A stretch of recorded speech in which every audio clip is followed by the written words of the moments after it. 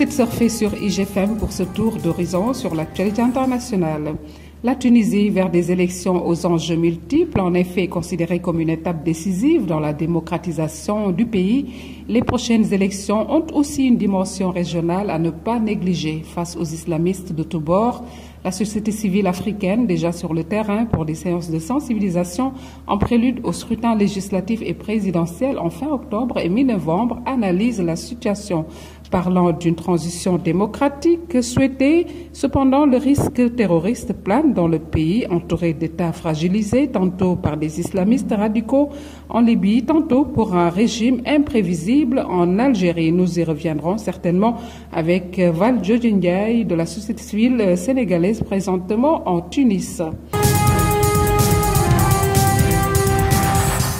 Toujours dans ce registre électoral en Afrique, les élections présidentielles et législatives en février 2015 au Nigeria seront valables, même si des violences du groupe islamiste Boko Haram empêchent les habitants de voter dans les États du Nord-Est, selon le chef de la commission électorale. Pour Atiru Djeha, à la tête de la commission électorale indépendante nigériane, il est inconcevable que ces élections n'aient pas lieu dans les États d'Adamawa, Borno et Yobe, les plus durement frappés par l'insurrection islamiste et placés sous état d'urgence depuis mai 2013.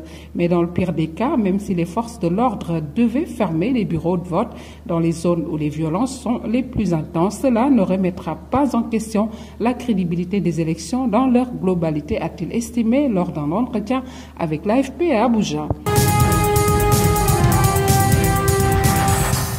Et puis, une fois n'est pas coutume, nous parlons de sport avec la prochaine CAN qui devra se jouer au Maroc, alors que de nombreux médias annoncent la décision du pays chérifien de ne pas organiser la Coupe d'Afrique des Nations 2015, prévue du 17 janvier au 8 février prochain. Mohamed Ouzine, le ministre des Sports du Royaume, a démenti ce qui est qualifié de rumeur. La Confédération africaine de football, qui a fraîchement accueilli l'initiative marocaine, aurait sondé quelques pays au cas où le Maroc déclare définitivement forfait. L'Afrique du Sud, organisatrice de l'édition en 2013, et le Ghana, qui avait reçu le gratin africain en 2008, seraient perçus comme des recours possibles. Depuis jeudi soir, plusieurs médias annoncent carrément le désistement définitif du Maroc.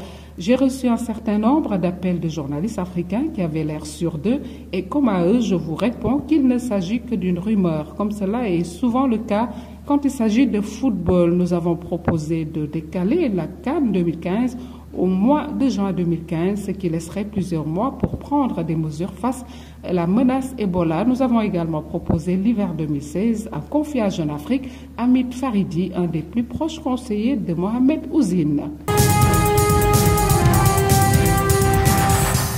Dans le reste du monde, offensive américaine à l'État islamique, bien que les États-Unis déclarent que leur principale préoccupation est de chasser les djihadistes de l'organisation en Irak, depuis quelques jours, leurs attaques ont visé surtout des cibles syriennes, notamment autour de la ville de Kobané, à la frontière avec la Turquie. Jeudi, 14 bombardements ont frappé la région et 18 autres au début de la semaine.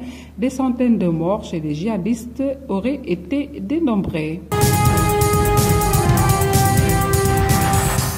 Au Brésil, la présidente Dilma Rousseff, engagée dans une âpre campagne en vue du second tour de l'élection présidentielle le 26 octobre prochain, a été prise d'un léger vertige et a dû s'asseoir lors d'une interview qu'elle accordait jeudi hier à une chaîne de télévision, 2 jours après le débat télévisé musclé qu'il a opposé à son rival, le centriste Aécio Neves. Dilma Rousseff, qui brigue à 66 ans un second mandat de 4 ans, a rapidement repris l'interview après avoir bu un verre d'eau. Elle a expliqué par la suite que son léger trouble était dû à une chute de tension et a quitté le studio en disant se sentir bien. Les sondages prévoient que le second tour sera extrêmement serré.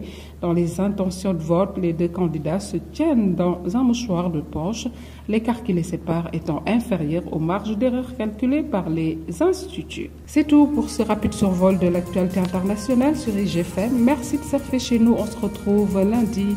Très bon week-end à tous.